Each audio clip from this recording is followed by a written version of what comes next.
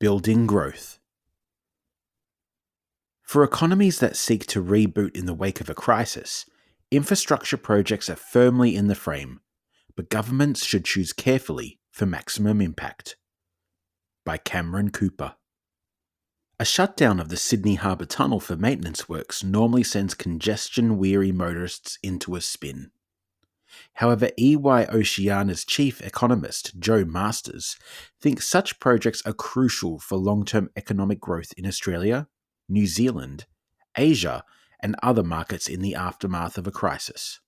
Major road, rail, airport, and energy infrastructure projects are likely to be key components of post-pandemic fiscal stimulus packages. But Masters says they are not a silver bullet. Such projects require long planning phases and rollout timeframes and can be delayed by labour and raw material capacity constraints. This means that while major infrastructure projects drive significant long-term benefits for economies, governments seeking a more immediate boost also need to consider the quick stimulatory impact of repairs and maintenance projects. Social housing construction work and maintenance projects, for example, can usually start quickly and are often labour-intensive. Quote, "You can get shovels into the ground rapidly because planning for such work is less complex," Masters says. Routine maintenance and safety work can be spread across the economy, which is important because COVID-19 has had a really broad impact. End quote. Masters cites EY analysis of Australian Bureau of Statistics data indicating that $1 billion of investment in construction services using a range of trades stimulates 2,700 direct jobs and up to 2,900 supporting jobs. The combined value-added impact for the national economy is estimated at $800 million. To maximise the impact of infrastructure projects, both large and small, on economic recovery, the Asian Development Bank recommends embracing public-private partnerships, PPPs, because they can attract private capital and technical expertise in the infrastructure sector. Singapore has heeded such advice with its growing infrastructure program, developed by Infrastructure Asia and the World Bank Group, to raise awareness about sustainable and resilient infrastructure solutions.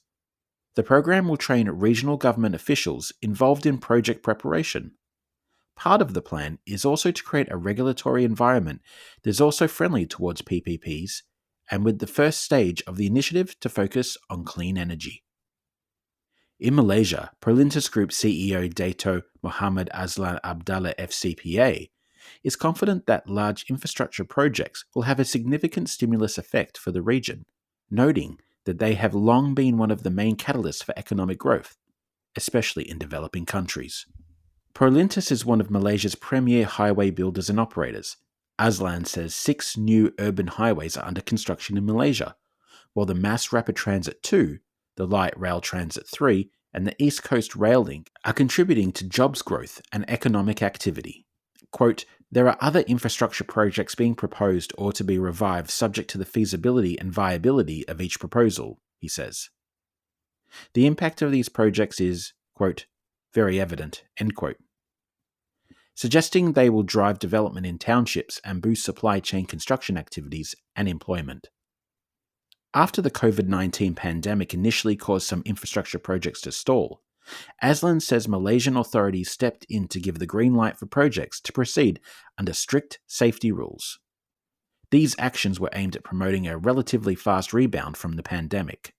Quote, "Once things are back to normal, those activities can seamlessly move into full capacity," end quote.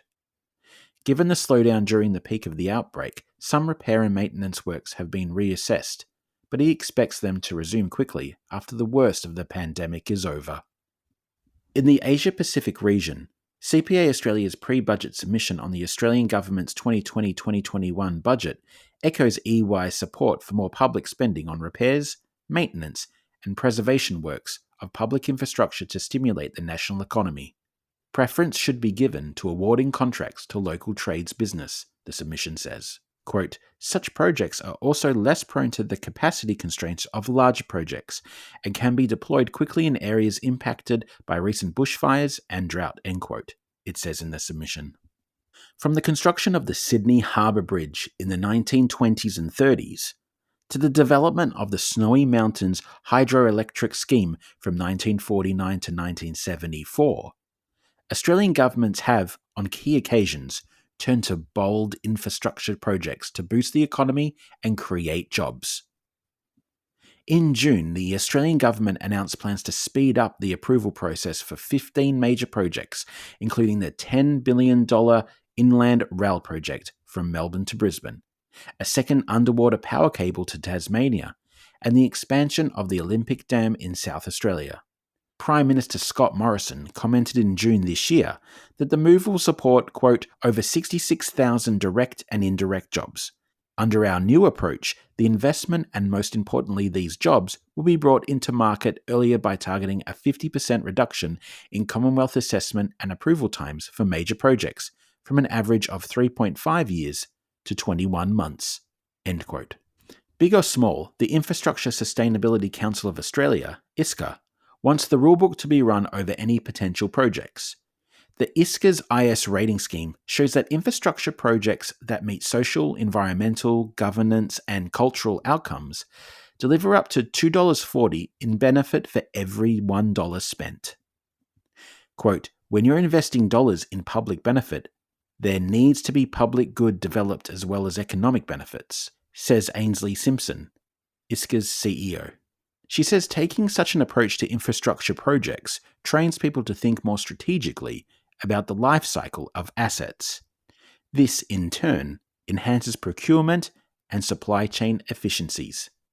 With groups such as the ISCA and the Green Building Council of Australia and New Zealand having already released rating tools that can provide a framework for smart and ethical investment decisions, Simpson says there's an excuse for pursuing infrastructure projects that are not sustainable. Quote, every single project can deliver more, but to do that, you need a framework to guide that kind of thinking and decision-making. End quote. Engineers Australia CEO, Dr. Bronwyn Evans, says projects already in the planning phase or underway should be the priority if the short-term stimulus is the aim. For example, the new international airport in Badgerys Creek is on track to create an aerotropolis in Western Sydney. Quote, it will bring jobs to that area, and there's an opportunity to create an innovative ecosystem, end quote. Engineers Australia has unveiled a plan to drive the post-pandemic economy, emphasising maintenance of infrastructure assets, more effective procurement and contracting processes, and renewed emphasis on shovel-ready projects. Evans says the role of engineers will be important to ensure a thoughtful approach to infrastructure that keeps the project pipeline going. Australia needs projects that matter, she says. In Queensland, Treasurer and Minister for Infrastructure and Planning, Cameron Dick, says, infrastructure investment is one of the key pillars of the state's economic recovery plan. Quote, we've seen through our recovery efforts following natural disasters that investing in infrastructure helps local economies bounce back faster, he says. The COVID-19 pandemic is a different kind of disaster compared with a cyclone or bushfire, but our focus remains on helping communities rebuild and keeping Queenslanders in work, end quote. Queensland has announced a $51.84 billion infrastructure guarantee to maintain state infrastructure investment over the next 4 years to 2020 to 2023. It has also unveiled a range of other infrastructure initiatives, including a $400 million accelerated works program to develop new road, bridge and pavement ceiling works across the state. Dick is also counting on multi-billion-dollar projects such as the Cross River Rail and Queen's Wharf in Brisbane to help protect the state from the impact of COVID-19, in addition to investment in healthcare and education. Quote, and our significant statewide roads investment of more than $23 billion will also help drive our COVID-19 recovery, including upgrades to the Bruce Highway and the M1 between Brisbane and the Gold Coast, end quote. New Zealand has also been proactive in leveraging infrastructure projects. A Deloitte report titled Beyond COVID-19, A Brighter Future Through Infrastructure Investment points out that New Zealand was experiencing an infrastructure boom before the pandemic hit. Welcoming additional infrastructure spending, the authors suggest that the government must maintain public sector investment as it contributes to productive capacity through more efficient labour and cheaper energy, while providing an unemployment buffer in the short term. The report concludes, quote, "We need to shift the focus into investing into the existing asset base, improving efficiency, improving resilience, improving broader cross-sector economic impacts through precincts, and using technology to transform and de-risk delivery. These logistical steps can accelerate infrastructure as an economic stimulus." As infrastructure priorities are being evaluated, Simpson says it is incumbent on governments to make smart decisions, given that taxpayers will have to repay the enormous debt that is being incurred in their delivery. Quote, "Let's build them something they can be proud of and that serves them, and not waste this opportunity." End quote. Masters agrees that the pressure will be on leaders to pull the right levers and deliver economic and productivity-enhancing results.